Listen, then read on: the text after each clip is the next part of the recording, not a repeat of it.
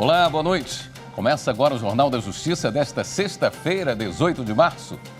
Ministro Alexandre de Moraes, do Supremo Tribunal Federal, determina o bloqueio do Telegram em todo o Brasil. O pedido foi feito pela Polícia Federal após o aplicativo de mensagens descumprir decisões judiciais para suspender as atividades de perfis suspeitos de disseminar notícias falsas. Esse é um dos destaques desta edição. E você vai ver também. O plenário do STF já tem maioria para decidir que entidades religiosas podem ser liberadas do pagamento de imposto sobre produtos industrializados e imposto de importação. Justiça Eleitoral de São Paulo recebe denúncia contra ex-governador Geraldo Alckmin por suposto recebimento de doação ilegal. E ainda um balanço completo da Semana do Jovem Eleitor.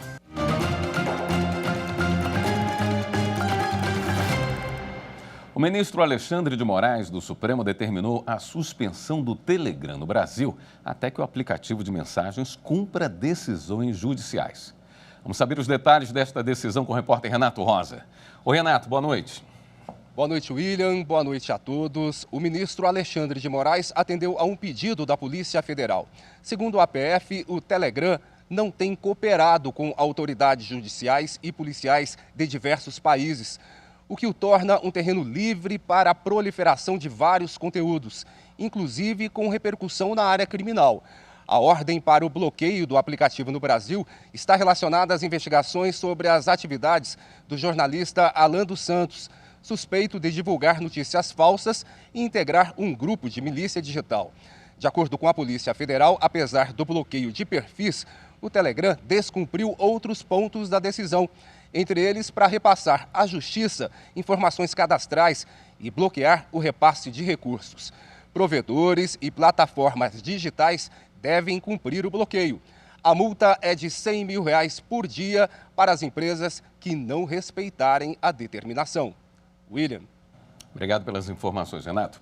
Em sessão virtual, o plenário do Supremo já formou maioria para decidir que entidades religiosas podem se caracterizar como instituições de assistência social para se beneficiarem da imunidade tributária referente ao imposto de importação e ao imposto sobre produtos industrializados. A matéria tem repercussão geral reconhecida. O prazo para encerrar o julgamento termina hoje à noite. O caso chegou ao Supremo porque a Associação Torre de Vigia de Bíblias e Tratados, organização dirigida pelos líderes das Testemunhas de Jeová, recorreu de uma decisão do Tribunal Regional Federal da Terceira Região.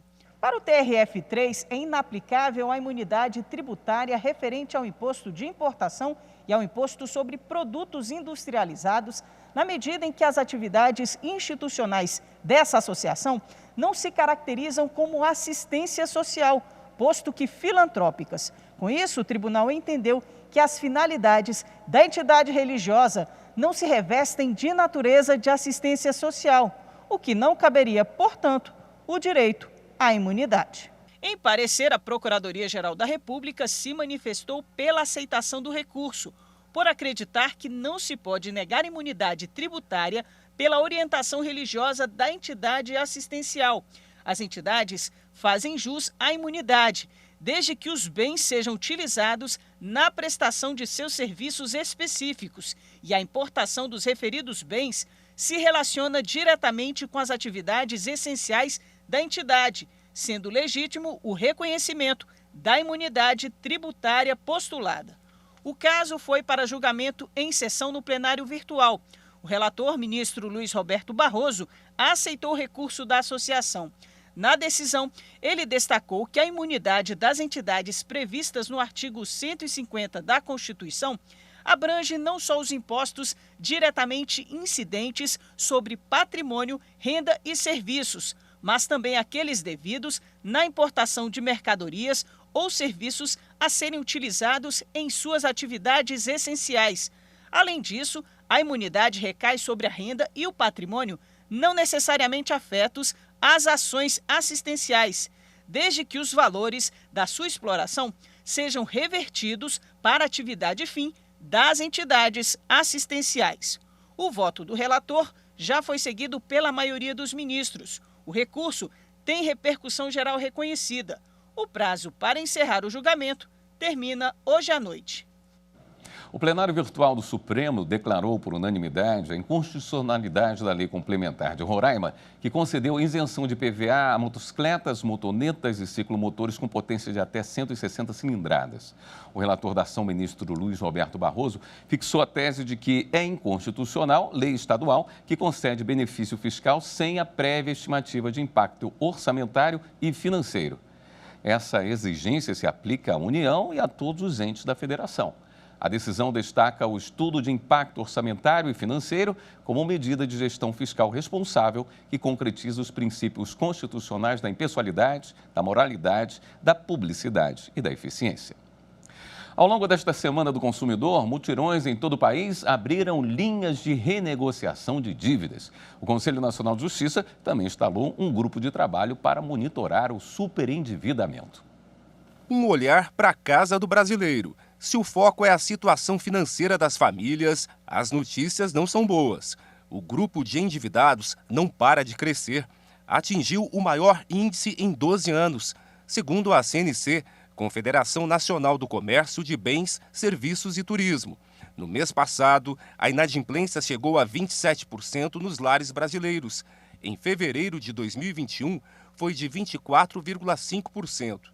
O estudo mostra também que 76,6% das famílias relataram ter dívidas a vencer, ou seja, estão endividadas.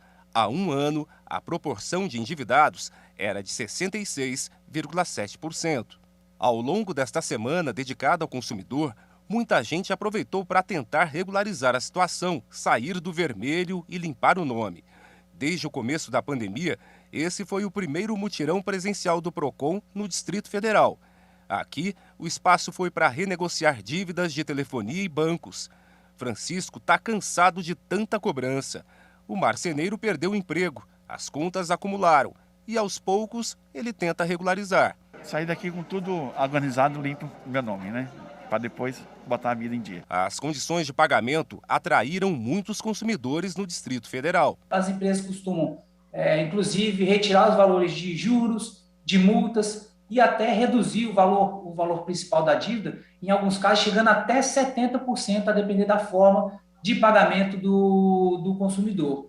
Então, tem uma importância muito grande também para você tentar dar condições mínimas para que esse consumidor ele tente sair da condição de endividado, possa no futuro voltar, inclusive, ao mercado de consumo. E quanto maior o número de acordos fechados no PROCON, menor o número de ações na Justiça. Uma grande contribuição também com o Poder Judiciário, que esses mutirões, como a procura costuma ser grande, de consumidores se dirigindo a esses mutirões, em todo o Brasil, eu falo não só pelo PROCON DF, mas por PROCONs espalhados pelo Brasil, que a gente mantém em contato com os demais PROCONs, a gente faz ações coordenadas com os demais PROCONs, e o resultado é sucesso de norte a sul do país. E também contribui com o Poder Judiciário, com a parte de desafogar algumas ações que poderiam ser encaminhadas ao Poder Judiciário, e ela é resolvida de forma administrativa no âmbito dos PROCONs. O mutirão presencial do PROCON terminou hoje. Para quem perdeu, ainda há oportunidade de renegociações pelo portal consumidor.gov.br até o dia 31 deste mês. O Conselho Nacional de Justiça tem concentrado esforços num grupo de trabalho para monitorar a aplicação da nova lei do superendividamento, que entrou em vigor no ano passado. O foco é o caminho da conciliação e de parcerias com instituições ligadas ao direito do consumidor para auxiliar endividados a renegociar débitos. O consumidor em audiência, presidida por um juiz ou conciliador, pode ampliar prazos de pagamento e diminuir encargos da dívida. Também tem a opção de apresentar uma proposta de plano de pagamento, com prazo máximo de 5 anos. E se o credor não aparecer, o débito pode ser suspenso, assim como os encargos. O CNJ vai elaborar uma cartilha com orientações aos tribunais para a aplicação da lei e evitar a judicialização. A Justiça Eleitoral de São Paulo confirmou o recebimento de denúncia contra ex-governador do estado. Geraldo Alckmin é suspeito de receber mais de 11 milhões de reais da construtora Odebrecht em doações ilegais. O ex-governador foi acusado de falsidade ideológica eleitoral, corrupção passiva e lavagem de dinheiro pelo Ministério Público Eleitoral há quase 2 anos. Geraldo Alckmin teria recebido 11 milhões e 300 mil reais em doações ilegais da Odebrecht durante o governo de São Paulo em 2010 e na reeleição em 2014.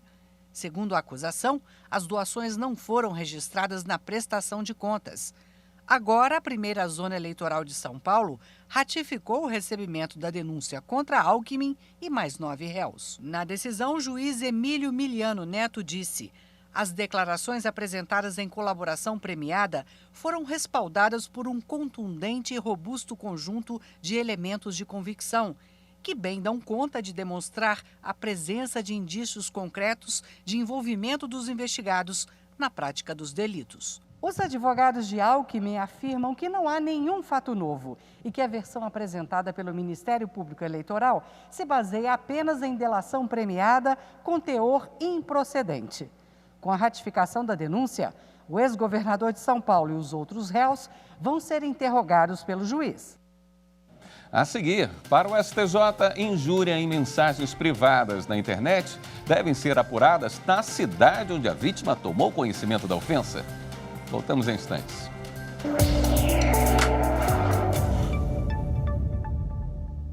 Em comemoração aos 20 anos da TV Justiça, é muito importante ressaltar o excelente e precioso serviço que ela vem prestando a todo cidadão brasileiro. Aqui na TV Justiça, você consegue ter acesso a todas as questões do judiciário, com uma linguagem simples, tranquila e de fácil entendimento. Ela é muito importante para todo cidadão brasileiro, porque assim você consegue se manter informado de tudo o que acontece e que te atinge.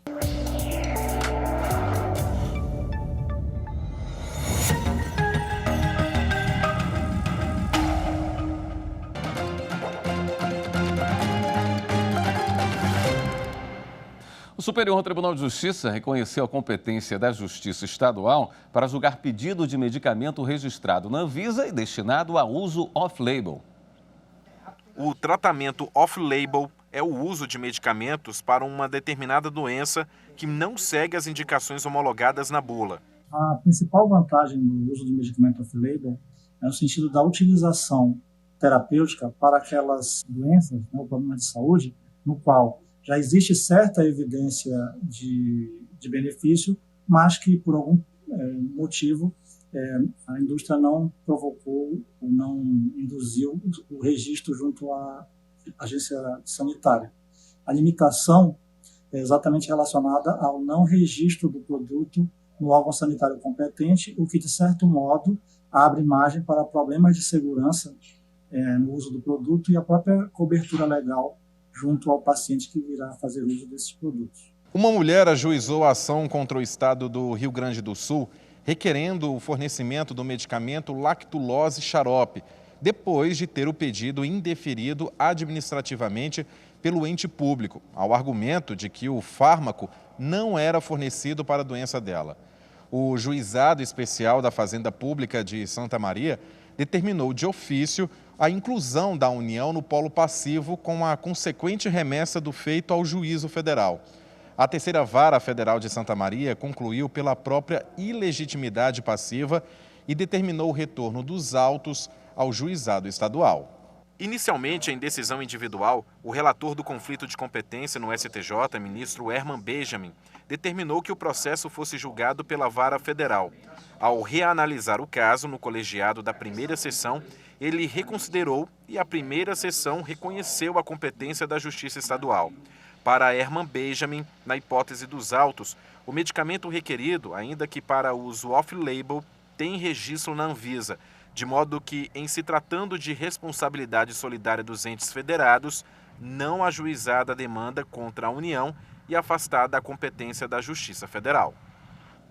Já a terceira sessão do Superior Tribunal de Justiça decidiu que injúria em mensagens privadas na internet seja apurada na cidade onde a vítima tomou conhecimento da ofensa. Através da internet, basta um clique para falar o que pensa. Mas é preciso cautela atrás da tela do computador ou pelo celular. Ofender a dignidade ou honra de alguém é crime de injúria previsto no Código Penal Brasileiro, seja presencialmente ou pelas redes sociais. Quando se fala e se ofende a honra, a dignidade, principalmente a honra subjetiva, imputando características, adjetivos, xingamentos, pode ocorrer o crime de injúria. É interessante que a partir do pacote anticrime, que entrou em vigor dia 23 de janeiro de 2020, nós temos inclusive a pena triplicada, né? Então, a internet não é território sem lei, nós temos uma limitação específica em relação à manifestação do pensamento, é vedado o anonimato, e claro, a liberdade de expressão termina quando a dignidade do outro passa a ser aviltada. E o crime de injúria em mensagens privadas na internet, aquelas que só são vistas pelo remetente e pelo destinatário, se consuma onde a vítima toma conhecimento da ofensa. Esse foi o entendimento da terceira sessão do STJ ao julgar conflito de competência envolvendo a 4ª Vara Federal de Campina Grande, na Paraíba, e a 12ª Vara do Juizado Especial Criminal Federal de Brasília. Segundo os autos, a pessoa recebeu uma mensagem de áudio pelo direct no Instagram com conteúdo ofensivo. Durante a investigação, o juízo brasiliense declinou da competência sob o fundamento de que o processo deveria ser julgado em Campina Grande, já que o conteúdo teria sido incluído na internet naquela localidade. Por outro lado, o juízo paraibano questionou o conflito no STJ e argumentou que o crime teria sido praticado por meio de aplicativo de troca de mensagens privadas e que o conteúdo não ficou disponível para visualização de terceiros. Assim, o delito teria sido consumado no local em que a vítima tomou conhecimento da mensagem. A relatora do conflito de competência no STJ, a ministra Laurita Vaz, lembrou que a jurisprudência da Corte considera, na hipótese de delito praticado pela internet, a consumação que determina a competência para o julgamento se dá no local onde o conteúdo ofensivo foi incluído na rede. Mas esse entendimento se aplica apenas aos casos em que a publicação é possível de ser visualizada por terceiros. E esta não era a situação do conflito analisado. Dessa forma, a terceira sessão acompanhou de forma unânime o voto da ministra Laurita Vaz e fixou a competência para o processo em Brasília, onde a vítima teve acesso à mensagem. E o Conselho de Administração do STJ aprovou a política de comunicação institucional da Corte. Ela estabelece os canais de divulgação a serem utilizados, os públicos que devem ser atingidos e os setores responsáveis pelas ações. As diretrizes estabelecidas no documento permitem ao setor de comunicação social planejar as ações com mais segurança e eficiência, zelando pela imagem institucional do tribunal. O presidente da Corte, ministro Humberto Martins, informou que a política de comunicação, alinhada às diretrizes de resoluções do CNJ, vai ajudar a instituição na busca por um relacionamento cada vez mais efetivo e transparente com os diversos segmentos da sociedade. A regulamentação pode ser conferida no portal do STJ. E o STJ decidiu que o atraso na baixa de alienação fiduciária de veículo não gera dano moral presumido. Veja na reportagem. A alienação fiduciária é um tipo de garantia de pagamento de dívidas muito comum. Ela é utilizada em financiamentos, por exemplo, de casas e veículos, onde o bem fica como garantia até que o valor seja quitado. Só depois o proprietário consegue fazer a transferência para o próprio nome. No STJ, os ministros da segunda sessão fixaram a tese de que o atraso por parte de instituição financeira na baixa de gravame de alienação fiduciária no registro de veículo não caracteriza, por si só, dano moral in re ipsa, ou seja, presumido. No caso analisado, um cidadão pediu indenização porque o gravame do carro financiado não tinha sido liberado. Segundo o proprietário, a liberação do bem foi objeto de acordo judicial, mas mesmo após a quitação do contrato, a instituição credora não cumpriu a obrigação de baixar o gravame no Detran. O gravame baixado é o registro de confirmação de que o financiamento do veículo foi quitado. O colegiado da segunda sessão negou provimento a esse recurso. O relator do tema 1078, ministro Marco Aurélio Belize, apontou que o atual entendimento de ambas as turmas da segunda sessão em relação ao atraso na baixa do gravame é no sentido de afastar o dano moral presumido, pois é necessário comprovar situação que ultrapasse os aborrecimentos normais da situação, o que não ocorreu no caso em análise. A tese foi fixada sob o rito dos recursos repetitivos. Isso significa que vai servir de base para os demais tribunais do país ao julgarem casos semelhantes. E no próximo bloco a gente mostra como foi a Semana do Jovem Eleitor, promovida pela Justiça Eleitoral. Voltamos já.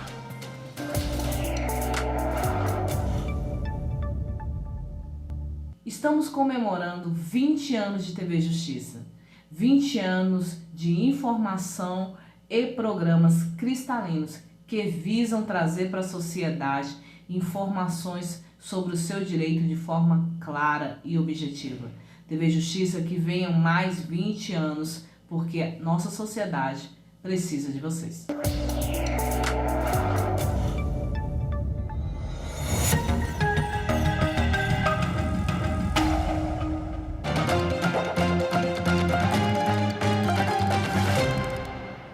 O advogado Luiz Gustavo Amorim é o novo desembargador do TRF da Primeira Região, com sede em Brasília. Luiz Gustavo Soares Amorim de Souza foi nomeado para ocupar vaga reservada ao 5º Constitucional da Advocacia.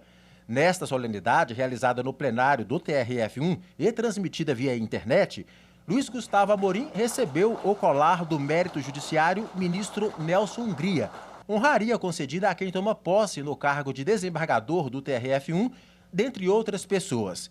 Ele recebeu os cumprimentos do presidente da corte. A vida é feita de círculos. A vida é feita de contextos. E neste dia de hoje, o ministro Humberto Martins, no dia 17 de março de 2004, portanto, há 18 anos atrás, este tribunal vivia um momento de muita emoção, doutor Lopes, porque tomava posse neste dia, nesta corte, o desembargador federal Leomar Amorim de Souza, que fez história nesta corte.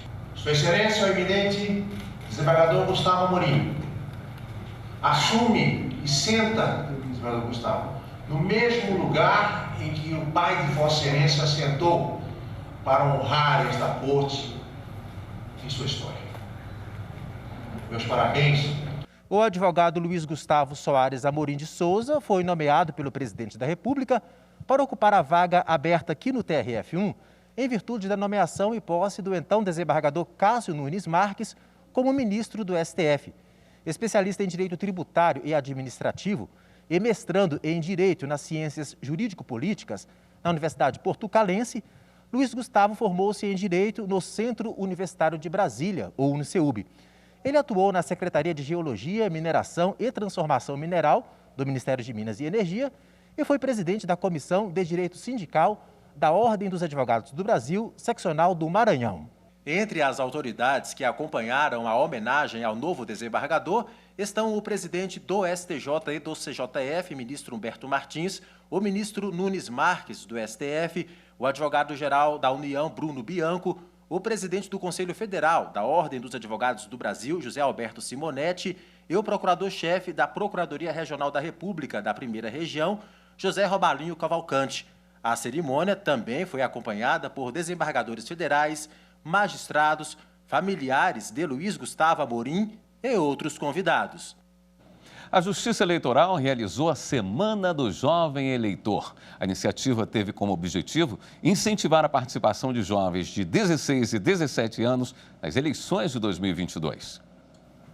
A Semana do Jovem Eleitor contou com diversas ações do Tribunal Superior Eleitoral e dos Tribunais Regionais Eleitorais. O TSE fez um tuitaço, onde internautas publicavam no Twitter mensagens de incentivo ao voto dos jovens com a hashtag Rolê das Eleições. O tuitaço foi um sucesso e teve a participação da Confederação Brasileira de Futebol, a CBF, e de grandes clubes do país, como o Atlético Mineiro, atual campeão brasileiro e da Copa do Brasil, além de artistas famosos como Lázaro Ramos e Thaís Araújo. Dados preliminares da Justiça Eleitoral mostram que quase 100 mil jovens de 16 e 17 anos tiraram o título de eleitor durante a semana.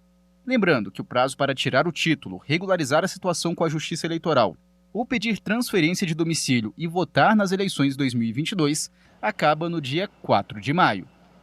O Jornal da Justiça fica por aqui. Uma boa noite para você, um excelente fim de semana.